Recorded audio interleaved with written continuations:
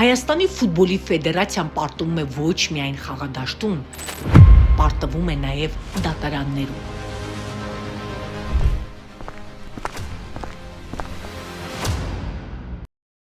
2022 թվականին Փյունիկի նախկին սեփականատեր Արթուր Սողոմոնյանը ակումբի կայքին տված հարցազրույցում կոշտ քննադատել էր Հայաստանի ֆուտբոլի ֆեդերացիային։ ՀՖՖ նախագահ Արմեն Մելիքբեկյանի թիմը դատարան էր գնացել Փյունիկի նախկին սեփականատեր Արթուր Սողոմոնյանի դեմ, պնդելով, թե նրա հրապարակային քննադատությունը իբր զրպարտություն է ու վնասում է իրենց հեղինակությանը։ Ֆուտբոլը Հայաստանում դարձրել են եւ բանակից ազատվելու միջոց, հա։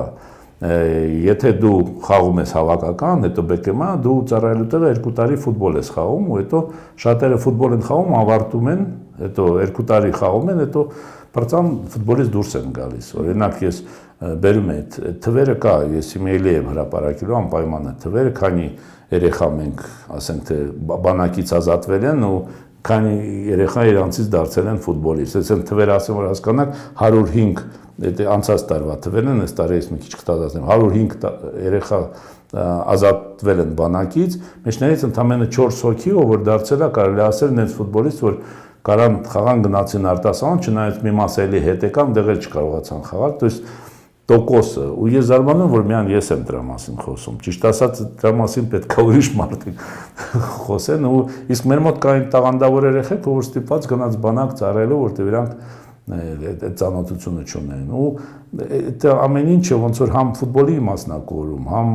լրիվ քանդում է։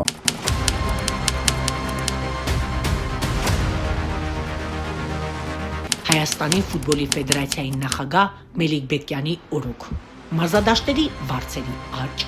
մանկապատանեկան ծրագրերի անարդյունավետություն, ոչ յուրային ակումբների փակվել,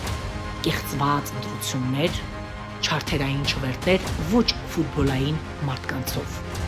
Հայաստանի ֆուտբոլի ֆեդերացիայի նախագահը ընտրվել է կեղծումների արդյունքում։ Վերաքննիչ դատարան նոյեմբերի 20,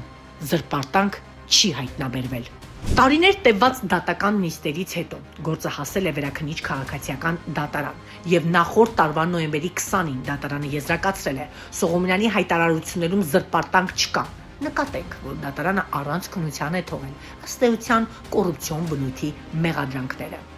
Հայաստանի ֆուտբոլի ֆեդերացիայի երկրորդ խոշոր պարտությունը։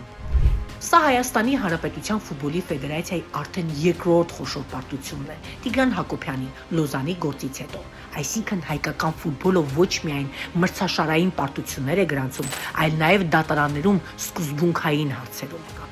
Այս դատական պատմությունը նաև այն մասին է, որ ֆեդերացիան փաստացի չի կարողացել համոզիչ ցույց տալ իր առած ծախսերն ինչքան նպատակային ու արդյունավետ են եղել, իսկ քաղաքական իշխանությունները շարունակում են պահել Արմեն Մելիքբեկյանին ու թիմին ամենատարբեր ձախողումներից հետո։ Հայաստանի ֆուտբոլի ֆեդերացիան պարտավոր է վճարել Սողոմոնյանին։ Պարտված Հայաստանի ֆուտբոլի ֆեդերացիան բնականաբար պարտավոր է վճարել Սողոմոնյանին, իսկ Սողոմոնյանը դեռ վաղուց ասել էր, այդ գումարներն ամբողջությամբ ուղղելու է բարեգործությանը։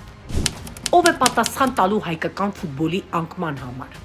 Այսպիսով Հայաստանի Հանրապետության ֆուտբոլի ֆեդերացիան այս ղեկավարության պայմաններում հայկական ֆուտբոլը շարունակում է ընկնել, բերելով նոր պարտություններ։ Շռայլ ու անպատասխանատու ծախսերից բացի Հայաստանի ֆուտբոլի ֆեդերացիայի նախագահ Արմեն Մելիքբեկյանը պարտավոր է նաև արդյունք ցույց տալ, ինչը քաղաքական իշխանությունն անկարևոր է համարում։ Արդյունքում տուժում է մի ողջ ոլորտ, որտեղից նվիրյալներն ու պրոֆեսիոնալները հեռանում են։